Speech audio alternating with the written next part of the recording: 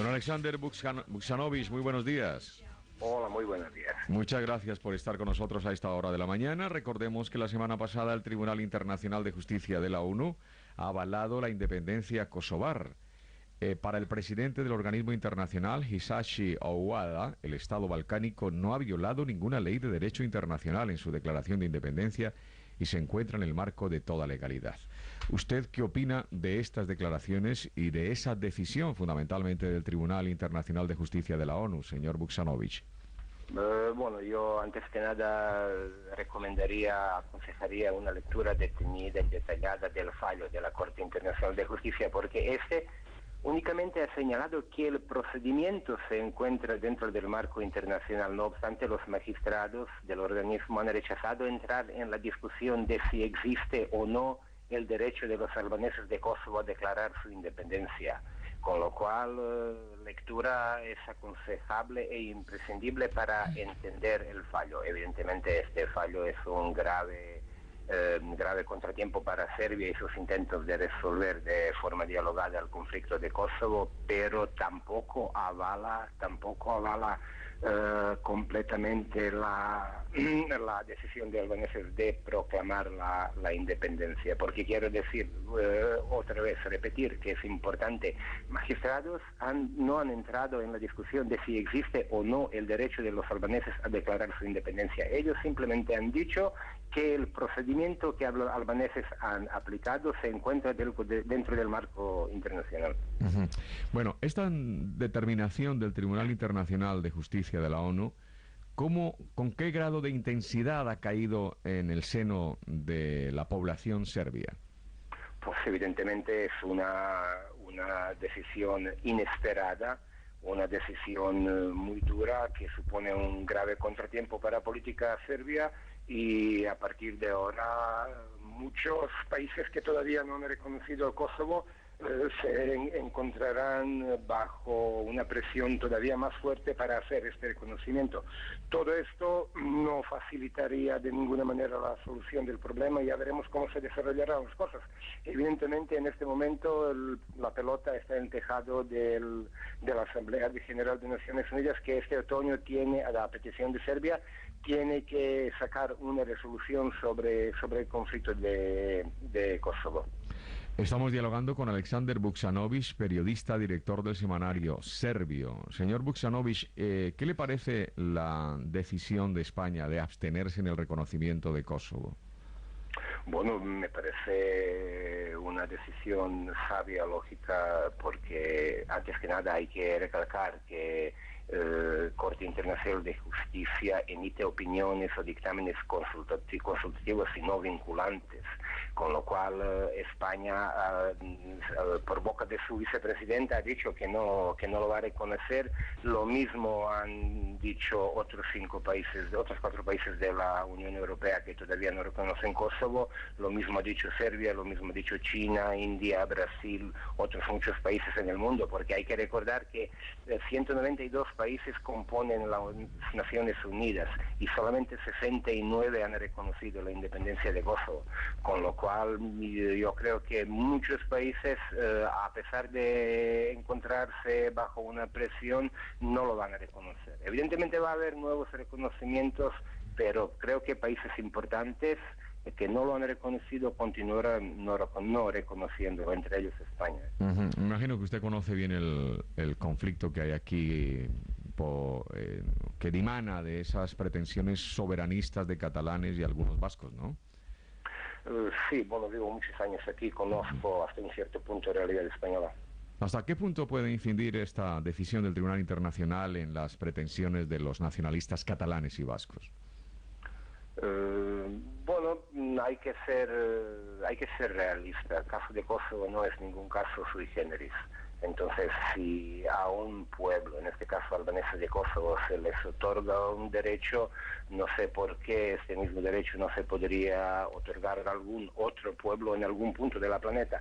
No obstante, yo quisiera decir que supongo que estas posibles futuras reivindicaciones separatistas no ocurrirán en en el oeste europeo, sin embargo irán hacia el este, hacia Rusia. Ya sabemos qué situaciones tenemos en el este de Europa.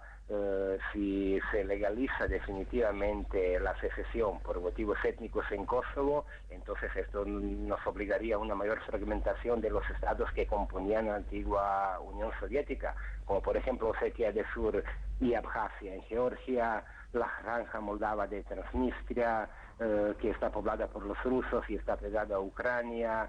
Tenemos Nagorno-Karabaj, que por ejemplo, ministro de Asuntos Exteriores de la región separatista de Nagorno-Karabaj ya ha calificado este fallo como extraordinariamente importante y sin precedentes, con lo cual, evidentemente, si esto se lleva a cabo, tendremos muchos nuevos casos separatistas que reclamarán el mismo derecho, pero creo que esto ocurrirá en el este europeo. Más en el este el efecto dominó que en España, en Europa, quizá por el manto de la Unión Europea que tenemos ahí, esto impediría un poco más esas secesiones, ¿no?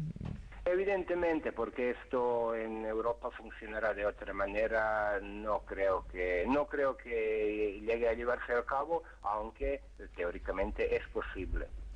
10 de la mañana, 19 minutos, una hora menos en Canarias. Interesante tema el que estamos tratando, el relacionado con esa decisión del Tribunal Internacional de Justicia de la ONU que avala la independencia kosovar. ¿Querías preguntar, Rafael? Sí, muy rápidamente. Muy buenos días. Muy buenos días. Mire, Serbia ha sido totalmente rotunda a la hora de asegurar que jamás reconocerá la independencia de Kosovo. ¿Podría explicar usted a nuestra audiencia qué significa Kosovo para Serbia desde un punto de vista histórico y político? Es que esto es muy difícil de explicar en un par de minutos. Yo haré una breve comparación, quizás no muy oportuna, pero simplemente para que los españoles me puedan entender mejor. Cuando España renuncia a Covadonga, Serbia renunciará a Kosovo. Yo creo que más claro, imposible, ¿no? Pues, en un par de frases la verdad es que es imposible decirlo de otra manera, pero no. Serbia tiene obligación constitucional, tiene obligación política, tiene obligación histórica y sobre todo tiene obligación moral a defender su territorio, que es Kosovo y Metohija, y Serbia lo va a hacer. Don Alexander, desde el punto de vista económico, ¿qué aportación, qué riqueza tiene Kosovo? Insignificante. Se han dicho muchas cosas, pero todo el valor económico que se podría encontrar en Kosovo es realmente insignificante. El valor de Kosovo es básicamente estratégico. Tengo que recordar que después del conflicto en Kosovo, Estados Unidos enseguida ha construido su mayor base militar construida en el mundo después de la guerra de Vietnam, que está en Kosovo. Luego, con esta declaración, con ese fallo de Corte Internacional de Justicia, tenemos una nueva situación. Albaneses en Macedonia, que componen unos 40% de la población, reclamarán el mismo derecho. Albaneses en Montenegro pueden reclamar el mismo derecho. Todos pretenderán unirse con Kosovo y con Albania. Es que este fallo abre puertas, pues tengo que decir, de infierno.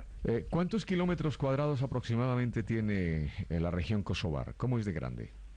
Es de grande como, por ejemplo, Comunidad Valenciana de superficie y tiene aproximadamente unos 2 millones de habitantes. Digo aproximadamente porque muy a mi pesar y a pesar de toda la gente de buena voluntad, la OTAN controla Kosovo desde el año 1999 y todavía no han sido capaces de hacer un simple censo de la población que es más o menos la mitad de la población de Ciudad de Madrid. Si llegan a hacer este censo, sabríamos exactamente cuántos habitantes hay, cuántos de ellos viven de manera ilegal, cuántos de ellos son de qué etnia y muchas cosas se sabrían con más certeza. Sin embargo, este censo no existe, por eso digo aproximadamente 2 millones de habitantes. O sea, 2 millones en Kosovo. ¿Y Serbia cuántos tiene aproximadamente? Serbia tiene algo más de 7 millones. 7 millones. ¿Cómo está marchando económicamente Serbia en este momento? Hombre, Serbia, en el marco de esta crisis económica global, efectivamente está afectada, pero la situación en Serbia, dentro de las circunstancias que tenemos en la región, en los Balcanes, no va tan mal, aunque sueldos son muy bajos, pero se están resolviendo algunas cosas y se dan ciertas facilidades para inversiones extranjeras, con lo cual Serbia está muy afectada por la crisis, pero con unos signos de recuperación. ¿Hay muchos serbios en España?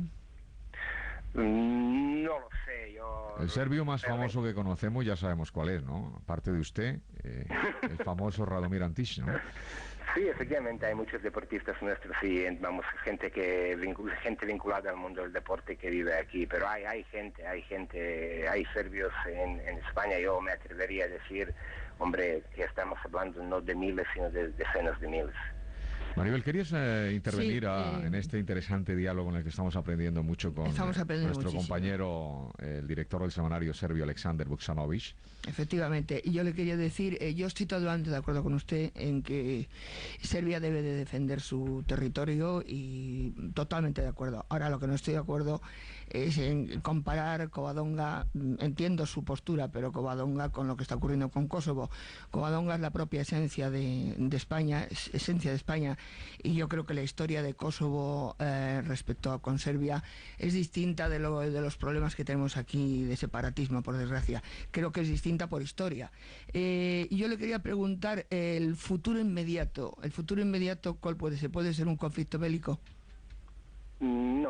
No, yo descartaría esta posibilidad. Este conflicto bélico a corto plazo es imposible, a corto y medio plazo es imposible. Lamentablemente, conociendo la historia de los Balcanes, ya sabemos que lamentablemente cada cierto tiempo ocurre algún conflicto bélico, pero yo creo que a corto y medio plazo es realmente imposible. Aleksandar Vuksanović, muchas gracias. Dígame una cosa, tengo una curiosidad. Yo conozco, pero cuénteselo a los oyentes. Un plato serbio maravilloso. A ver, ¿qué comeríamos hoy? Cuénteme. Bueno, eso lo dejamos para alguna otra ocasión, porque la verdad es que para recomendarle algún plato serbio necesitaríamos tener algunos ingredientes que aquí no se encuentran con mucha facilidad, con lo cual resultaría... Por ejemplo, ¿cuáles? Dígame uno. Por ejemplo, una pita de queso que a mí me gusta mucho, que son una pasta tipo hojaldre pero un poco diferente, y un queso tipo feta griego pero también un poco diferente, con un poco de aceite, sal y huevos, y la verdad que sabe bastante bien. Con un entrante, con una cerveza puede resultar bastante atractivo. Bueno, don Aleksandar, un abrazo muy fuerte y gracias por estar con nosotros en las mañanas de la Inter, otra emisora del Grupo Intereconomía. Bueno, hemos aprendido muchísimo. Qué bello es la radio, ¿no? Y además, ¿cómo hablan los serbios? Sí, tienen una facilidad tremenda. ¿Cómo hablan? 10 de la mañana y 25 minutos. Vamos con la publicidad.